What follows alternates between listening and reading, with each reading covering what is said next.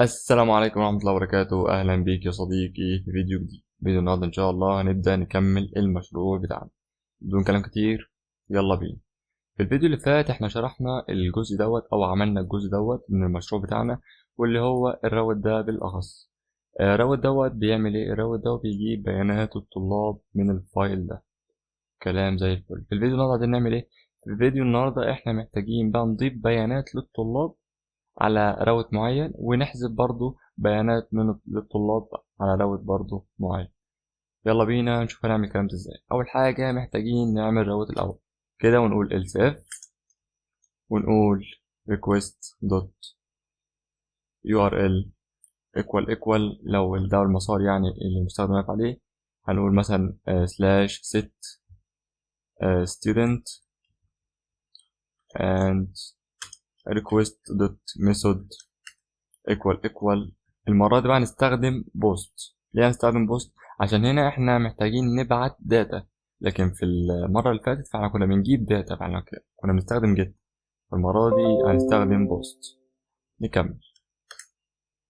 دلوقتي احنا محتاجين نعمل ايه؟ دلوقتي احنا محتاجين نجيب البيانات من الفايل، او بنجيب بيانات الطلاب الاول نخزنها في array، وبعد كده نجيب البيانات من البوست مان اللي المستخدم هيدخلها لنا، وبعد كده هنحفظ البيانات ديت جوه الفايل بتاعنا.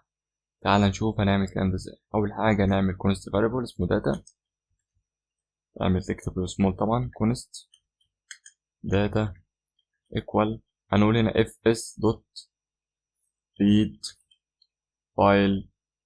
بص بقى احنا هنستخدم هنا read file sync. هنا ده يبقى المفروض نستخدم file sync. ليش معنى بقى استخدمنا read file sync مش مثلا read file بس؟ الريد فايل سينك هنا ده متزامن. يعني ايه متزامن؟ يعني لازم يخلص السطر ده الاول من الكود عشان يكمل بقيه الكود.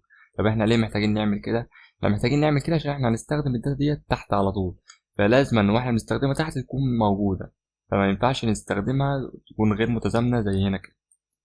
كلام زي الفل.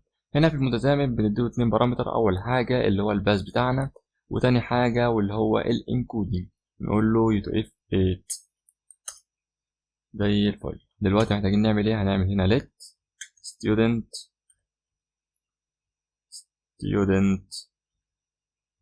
level s، وهنا هنقول له json dot parse.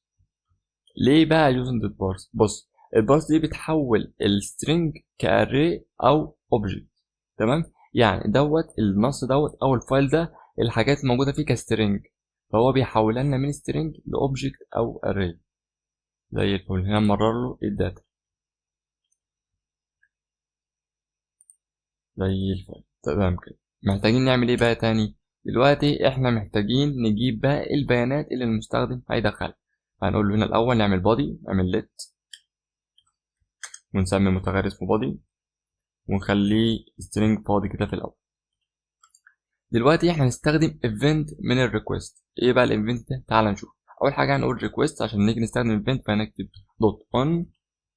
هنا موجود جواها شويه event. هنا بص على بقول لك event. تعال نشوف الايفنت اللي جوه. في عندك ايفنت اسمه داتا، وعندك كلوز والحاجات دي كلها، بس احنا دلوقتي هنستخدمه. احنا محتاجين نجيب داتا، هنستخدم ايفنت اسمه داتا زي الفل. في البارامتر التاني هنا بيستقبل مننا بقى كول باك عبارة عن chunk. يعني ايه الكلام ده؟ يعني معناه قطع من المحتوى اللي بيتبعت. يعني هو ما بيديلكش المحتوى مرة واحدة، لا هو بيقسمه لك لأجزاء صغيرة وبيديهولك. كل جزء يديك حتة منه كده، كل جزء يديك حتة منه. تعال نشوف الكلام ده معناه ايه. أول حاجة نكتب مثلا chunk، أو هي تكتب طبعا الكلمة اللي أنت عايزها مش هتفرق. وهنا تفتح الكول باك بتاعتك، تفتح هنا البادي. تمام كده. دلوقتي هنقول له البادي بلس ايكوال الشانك ده. تمام. يعني ايه الكلام ده بقى؟ يعني عايز اقول لك انك كل ما تجيب اي حاجه من الداتا ضيفها لي للبادي. يعني مثلا جبت حرف الاف ضيفه لي في البادي، جبت حرف الاس ضيفه لي في البادي، جبت حرف الاي ضيفه لي برضه في البادي، فكون معاك كلمه. فهو ده بقى الكلام اللي احنا محتاجينه زي الفل. دلوقتي احنا محتاجين طبعا البادي كسترينج، فاحنا محتاجين ده يجي كسترينج. فنقول له هنا دوت تو string، وافتح القوسين بتوعها زي الفل. تمام. دلوقتي احنا كده بنعمل الداتا، بس احنا دلوقتي محتاجين نستخدم ايفنت كمان واسمه الريكوست ريكوست اون اند بقى. احنا عايزين نوقف بقى، يعني ايه اللي هيحصل لما الداتا تقف او الداتا تخلص. هنقول له هنا كده ريكوست دوت اون، نستخدم بقى ايفنت اللي هو اند. وهنا جزء الليسنر هنا عباره عن كول باك، بنكتب فيها ايه اللي بقى اللي محتاجين نعمله بعد كده. دلوقتي احنا محتاجين نعمل ايه؟ دلوقتي احنا محتاجين نجيب الطالب اللي في البادي دوت اللي هو موجود هنا، هو المفروض البادي ده هيبقى فيه بيانات الطالب، ونضيفه فين؟ ونضيفه جوه الستودنت دي اللي هي الاري دي، عشان بعد كده نسيبه في الفايل ده. فاحنا هنعمل الكلام ده ازاي؟ تعال اول حاجه كده نقول const student، مش بالاس طبعا عشان المعنى array. هنا دلوقتي محتاجين نجيبه كاوبجكت، هو دلوقتي موجود كسترينج، احنا عايزين نحوله كاوبجكت. فهنعمل ايه؟ نستخدم جيسون دوت بارس، وهنديله مين؟ هنديله البادي بتاعنا زي الفل. دلوقتي كلام جميل كده. دلوقتي احنا محتاجين نعمل ايه؟ محتاجين بقى نضيف الستودنت دوت جوه الاري دي. فهنيجي هنا كده ونقول له students دوت push الستودنت ده. تمام كده احنا ضفناها جوه الاري دي. محتاجين نعمل ايه تاني بقى؟ محتاجين بقى نعمل الكلام، نكتب الكلام دوت في الفايل ده، محتاجين يتكتب هنا بقى. فهنقول له هنا fs دوت write، مش هنستخدم بقى هنا برضو write فايل، لا انا هنستخدم write فايل sync. ليه؟ علشان احنا محتاجينه اصلا يخلص هنا الاول برضو عشان يكمل. فاحنا نقول له هنا write فايل sync. تمام، وهنديله اول حاجه الباس والداتا بتاعتنا اللي هو student، بس طبعا مش هنكتبه كده، ده مكتوب كده هيروح كاوبجكت، احنا مش عايزينه يروح كاوبجكت، احنا استلمناه اصلا كسترينج، فاحنا محتاجينه يرجع كسترينج برضه. هنشيل دوت ونقول جيسون دوت stringify، وتحط جواه الستودنت بتاعتك دي. كده كلام جميل وزي الفل. فاضل لنا خطوه كمان بس، واللي هي نوقف السيرفر بتاعتنا ونرجع success message. هنقول له هنا response دوت end، ونقول له هنا مثلا successful، بحيث ايه ان ترجع لنا رساله تاكد لنا ان الكلام تم بشكل صحيح. نسيب ونشغل السيرفر بتاعنا npm run dev. بسم الله، السيرفر يشتغل بدون اي مشاكل. نفتح بقى جوجل، نفتح المتصفح بتاعنا، بس طبعا احنا قلنا مش هنستخدم بقى المتصفح، احنا محتاجين نستخدم البوست مان. فنيجي هنا كده نفتح بوست مان،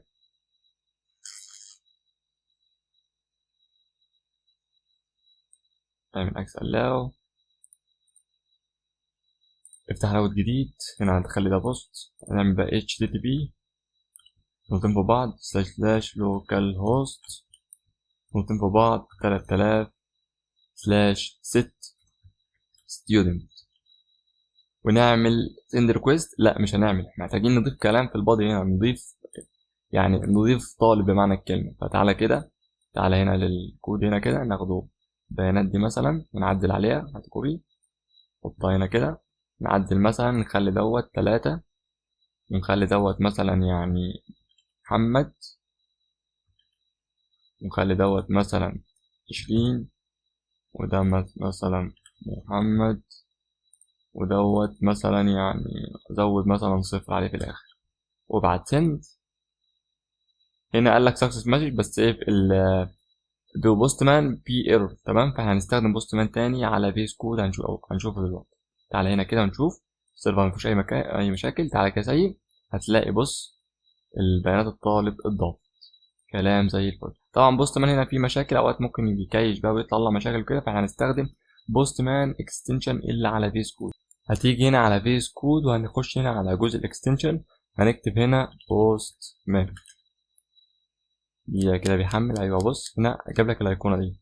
تمام، هو هنا هيجي لك مكتوب لك هنا انستول، فانت تضغط انستول هتنزل معاك موجوده هنا بالايقونه دي، تضغط عليها وتعمل نيو HTTP ريكوست زي الفل. استنى كده بيلود. هنا بقى نختار بقى الميثود بتاعتنا اللي هي بوست، هنا نكتب HTTP بتاعنا HTTP نضيف بعض / لوكال هوست ست ستيون هنا ديت، ونكتب هنا في البادي رو هنا من نوع جيسون، وهات لنا كده ننزل ده شويه كده، هات لنا هنا داتا من هنا، ده كوبي كده وضيفه هنا، عدل بس عليه، مثلا خلي ده 4، خلي ده مثلا محمد زي ما هو ده، خلي دوت 23، خلي دوت محمد 1، دوت مثلا 0 مثلا، واعمل send successful زي الفل. نرجع هنا save،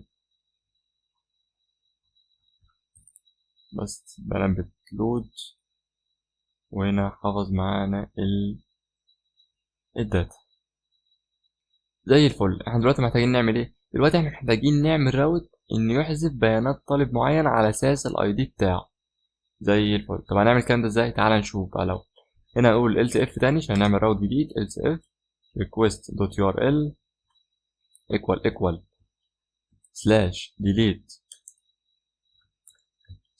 student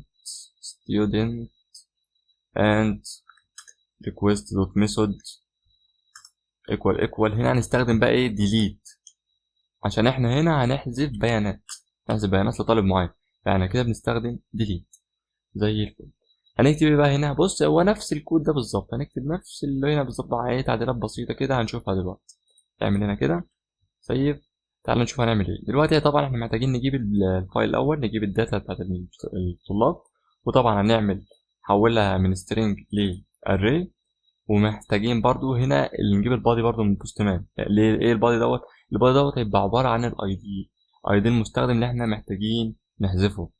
تمام، هو مثلا نقول هنا كومنت هنا عبارة عن اي دي زي الفل.